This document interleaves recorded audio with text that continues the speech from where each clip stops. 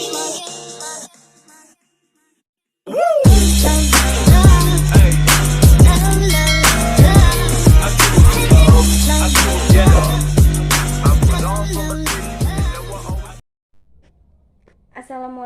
warahmatullahi wabarakatuh. Perkenalkan, nama saya Hoirunisa. Saya dari kelas 4D, jurusan Pendidikan Guru Sekolah Dasar, Fakultas Ilmu Pendidikan, Universitas Negeri Gorontalo.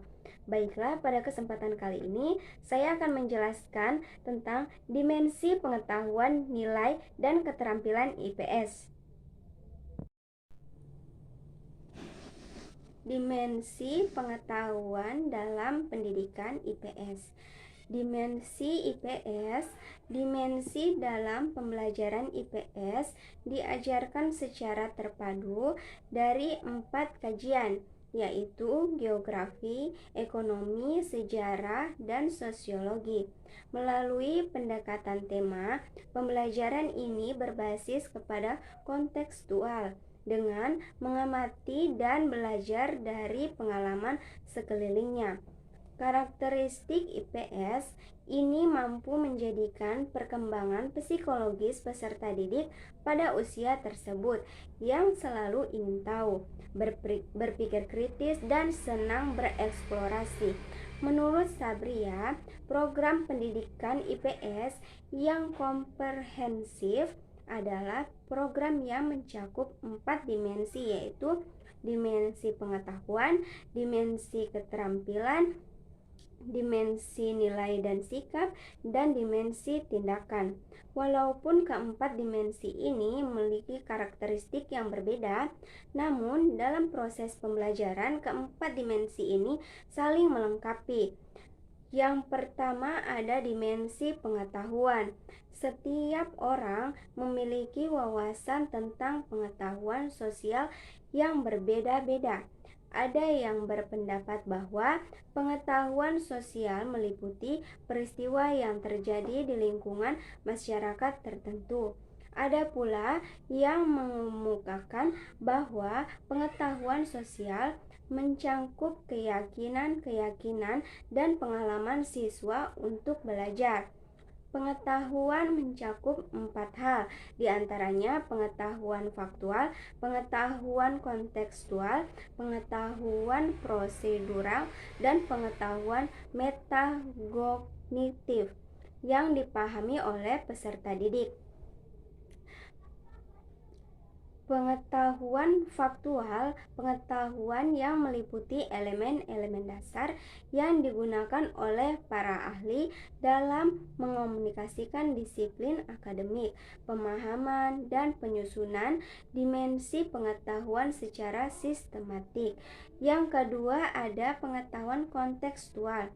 Pengetahuan kontekstual meliputi pengetahuan kategori dan klasifikasi serta hubungannya dengan dan di antara mereka lebih rumit dalam membentuk pengetahuan yang tersusun. Yang ketiga, pengetahuan prosedural. Pengetahuan prosedural meliputi pengetahuan tentang keterampilan khusus, tahap dan sistematis mengenai sistematis program, meliputi input, proses, dan output. Proses berarti tahap demi tahap suatu proses untuk mencapai hasil yang diharapkan. Yang keempat, ada pengetahuan metakognitif. Metakognitif adalah berpikir tentang berpikir. Sebagaimana yang dikutip, Livingstone menyatakan bahwa metakognitif terdiri atas 2 unsur, yaitu pengetahuan dan pengalaman atau regulasi. Metakognitif menuju pada proses menguasai ilmu, pengetahuan, dan proses berpikir. Yang kedua, ada dimensi keterampilan. Pendidikan IPS sangat memperhatikan dimensi keterampilan. Di samping pemahaman dalam dimensi pengetahuan, kecakapan mengolah dan menerapkan informasi merupakan keterampilan yang sangat penting. untuk mempersiapkan siswa menjadi warga negara yang mampu berpartisipasi secara cerdas dalam masyarakat yang demokratif. Keterampilan terdiri dari 4. Ada keterampilan meneliti, keterampilan berpikir, keterampilan berpartisipasi sosial, yang keempat, keterampilan berkomunikasi. Yang selanjutnya ada dimensi keterampilan. Pada hakikatnya, nilai merupakan sesuatu yang berharga. Nilai yang dimaksud di sini ialah seperangkat keyakinan atau prinsip perilaku yang telah mempribadi dalam diri seseorang atau sekelompok masyarakat tertentu yang terungkap ketika berpikir dan bertindak. Ada 2 nilai, yaitu nilai substantif dan nilai prosedural. Yang keempat ada dimensi tindakan. Dimensi tindakan sosial dapat diajarkan pada semua jenjang dan semua tindakan kelas kurikulum IPS.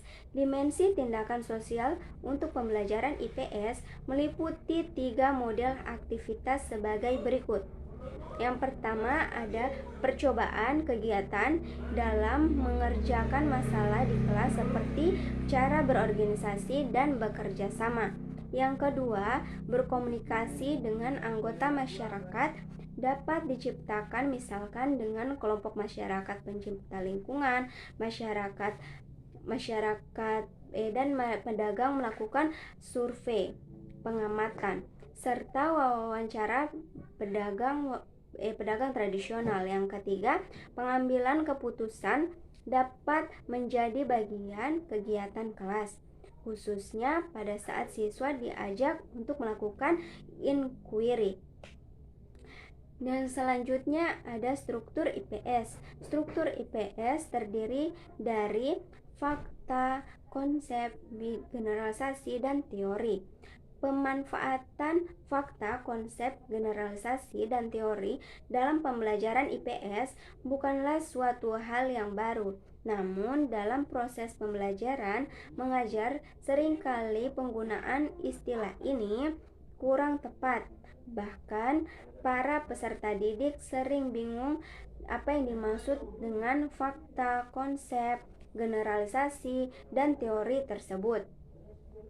Yang pertama ada fakta. Fakta dalam bahasa Latinnya disebut factus, merupakan segala sesuatu yang tertangkap oleh indera kemanusiaan atau data keadaan nyata yang terbukti yang telah menjadi suatu kenyataan. Yang kedua ada konsep. Konsep merupakan abstraksi, yaitu suatu konstruksi logis yang berbentuk dari kesan, tanggapan, dan pengalaman konsep kompleks. Konsep adalah ide abstrak yang dapat digunakan untuk mengadakan klasifikasi atau penggolongan yang pada umumnya dinyatakan dengan suatu istilah atau rangkaian kata. Yang ketiga ada generalisasi. Generalisasi berasal dari kata general yang berarti umum atau menyeluruh. Oleh karena itu, generalisasi merupakan pengambilan kesimpulan secara umum dari suatu gejala informasi yang kita terima yang didukung oleh data dan fakta yang ada. Generalisasi merupakan sejumlah konsep yang memiliki karakteristik dan makna. Generalisasi adalah pernyataan tentang hubungan di antara konsep. Yang keempat ada teori. Teori yaitu prinsip umum yang menjelaskan hakikat gejala atau hubungan gejala, rumus, aturan, kaidah, dan sebagainya.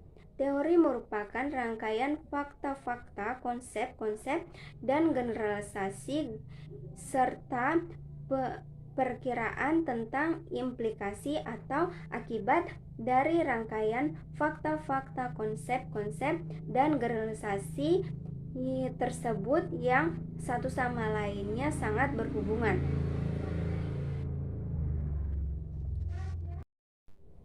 Itulah yang dapat saya sampaikan. Lebih dan kurangnya saya mohon maaf. Wassalamualaikum warahmatullahi wabarakatuh.